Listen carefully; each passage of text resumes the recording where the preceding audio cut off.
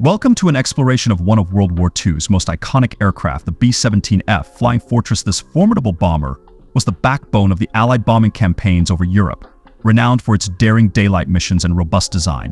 The B-17F played a significant role in the defeat of the Axis powers, demonstrating remarkable resilience and engineering prowess. This detailed look into the B-17F will uncover the engineering marvels and historical significance of an aircraft that was pivotal in shaping the outcome of the war. But before we delve into the video, please like, subscribe, and press the notification bell icon so you won't miss any update from us. Let's get started.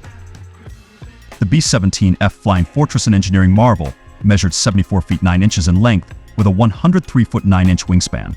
Its thin, stressed duralumin skin concealed a robust airframe reinforced by formers and longerons. Despite appearing delicate, it weighed 34,000 pounds empty and could take off at 72,000 pounds. The fuselage, divided into sections, included Section 41 with the plexiglass nose and gun station, Section 42 with the flight deck and dorsal turret, Section 43 for the bomb base, Section 44 for the radio and ball turret compartments, Section 46 for the waist gunners, and Sections 47 to 49. The Stinger housing the tail gunner and key components. The B-17F bristled with defensive .50 caliber machine guns, including in the dorsal turret, waist windows, and tail. Despite its thin exterior, the B-17F was a resilient and formidable bomber. The B-17F was manned by a crew of 10, each with crucial roles. The most important position was the commander, with the co-pilot serving as the executive officer, ready to assume control when necessary. The engineer was responsible for monitoring engine operation, fuel consumption, and ensuring the armament's readiness. He also managed bomb racks and maintained the aircraft's arsenal with a dorsal turret at his disposal, armed with 2.50 caliber Brownings. The navigator's task was to chart the route using dead reckoning, radio, and celestial navigation, continuously guiding the bomber from departure to destination and back. He could also man a .50 caliber gun in the nose when needed. The bombardier's role was singular yet complex to deliver ordnance on target. All other functions of the aircraft and crew served this ultimate goal, and he could also man the nose guns. The radio operator, besides handling communications, could man a .50 caliber gun stowed under the roof of his compartment, pointed out of the roof window during combat. Several dedicated gunners defended the Flying Fortress against enemy attacks, positioned in various strategic points around the aircraft. The B-17F was fortified with armor plates strategically placed throughout the plane, mounted on rubber padding. These thin manganese steel plates primarily shielded the crew and critical equipment from shrapnel and offered some protection against .30 caliber bullets.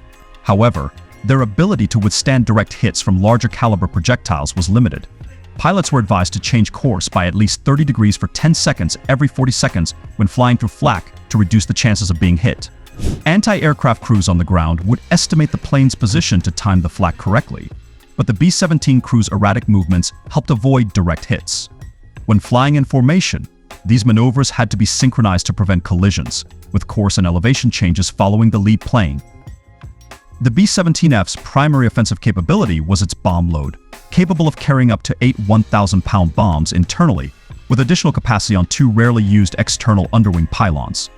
The maximum bomb load of 9,600 pounds significantly limited its combat range. Typically, a bomb load of 4,000 to 6,000 pounds allowed for a combat range of 1,300 to 1,400 miles. As the aircraft approached the target zone, the pilot would engage the autopilot, passing control to the bombardier. This was a dangerous time for the crew, as the B-17s flew straight and level, making them easy targets for flak batteries on the ground. The bombardier used the Norden bomb sight, a sophisticated device incorporating gyroscopes and a mechanical computer to calculate adjustments for height, speed, wind speed, and bearing. Once the crosshairs were over the target, the bombardier would release the bombs and report bombs away, before the pilot regained control and headed for home. The B-17F bristled with defensive firepower, primarily utilizing .50 caliber M2 Browning air-cooled machine guns. The ventral and ball turrets each had 2 .50 caliber guns, complemented by dual .50 caliber machine guns at the rear and single .50 caliber machine guns at each waist. The nose section's armament varied, ranging from a single .30 caliber machine gun for the bombardier and a .50 caliber machine gun for the navigator to as many as 4 .50 caliber machine guns in upgraded configurations. Additionally, a .50 caliber machine gun was placed for the radio operator's use. Flying in formation multiplied the defensive firepower, with the B-17's large size and durability allowing them to withstand significant punishment. German fighter pilots discovered that attacking from the nose in level flight was less dangerous due to the fast closing speed and fewer guns pointing at them. When a gunner spotted enemy planes, he would warn the crew via intercom, using the clock system to designate attack directions. This coordinated response maximized defensive effectiveness. The B-17F was powered by 4 Wright Cyclone R1820, 97 radial 9-cylinder air-cooled engines, each equipped with a turbo supercharger and a 3-bladed propeller with controllable pitch. Each engine could produce up to 1,200 horsepower, and under wartime emergency power WEP, they could briefly achieve up to 1,380 horsepower. The aircraft could cruise at up to 200 miles per hour, with a maximum speed of 299 mph at 25,000 feet. Under WEP, the B-17F could reach speeds of 325 mph at this altitude, but only for a few minutes. The service ceiling was an impressive 37,500 feet. Regulations required the B-17 to be able to fly on just 2 engines, although severe battle damage sometimes forced crews to bail out, even if only 1 engine was damaged. Remarkably, there were instances where planes limped back on just 1 engine, constantly losing altitude but managing successful emergency landings. The B-17F's main fuel supply came from 6 tanks distributed across both wings, 3 per wing, with engines 1 and 4 each served by 1 tank, and engines 2 and 3 receiving fuel from 2 tanks each. An electric pump allowed fuel transfer between wings for optimal performance and efficiency.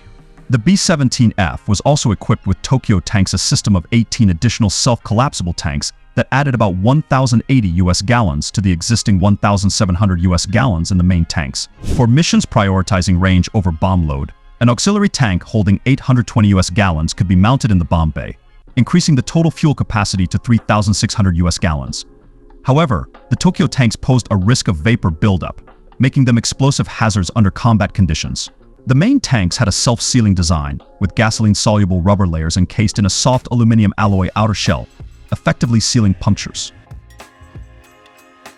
The B-17F's hydraulic system was minimal, operating only the cowl flaps and wheel brakes. In contrast, its extensive electrical system powered the turret's landing gear, wing flaps, bomb bay doors, and most onboard instruments, ensuring sufficient power during missions as long as 1 engine was running. An auxiliary gasoline-powered generator in the tail provided emergency power for battery recharging and essential radio operations.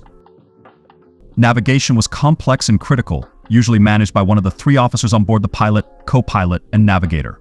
The navigator used a combination of airspeed, bearing, altitude, relative airspeed, radio bearings, celestial fixes, and dead reckoning to calculate position and course. The B-17's route involved the departure point, IP, the target, and multiple waypoints.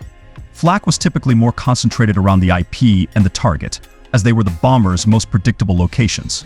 Crews were encouraged to use any available means, including radio navigation, radar, dead reckoning, and celestial navigation, to find their way. Operating the B-17F Flying Fortress involved a highly coordinated effort among a 10-man crew, each with specific responsibilities critical to the mission's success. Here's an overview of the crew positions and their primary duties. Pilot commander, the leader of the crew, responsible for flying the aircraft, making critical decisions, and coordinating the mission. Co-pilot assisted the pilot in flying and managing the aircraft, ready to take over if necessary. Navigator charted the course, used various navigation techniques to guide the aircraft, and manned the nose gun when required. Bombardier controlled the bombing run, operated the Norden bomb site, and released the bombs on target, also manned the nose guns. Engineer monitored engine performance, managed fuel consumption, and handled the dorsal turret. Radio operator managed communications and manned the ball turret gunner operated the ball turret, providing defensive fire from a vulnerable but strategic position. Waist gunners defended the aircraft from side attacks, manning .50 caliber machine guns on each side. Tail gunner guarded the rear of the aircraft with a twin .50 caliber machine gun, providing critical defense against rear attacks. The B-17F Flying Fortress was an engineering marvel and a symbol of American resilience during World War II.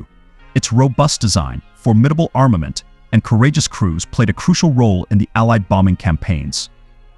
Despite facing severe losses and harsh conditions, the men who flew the B-17Fs demonstrated extraordinary bravery and determination. Their efforts and sacrifices contributed significantly to the eventual defeat of the Axis powers, leaving a lasting legacy in the history of aviation and warfare. Thank you for joining me on this journey through the remarkable story of the B-17F Flying Fortress. If you liked this video, so stay tuned. for more thrilling explorations and uncovering. Don't forget to like, share, and subscribe to keep up with our next exciting video.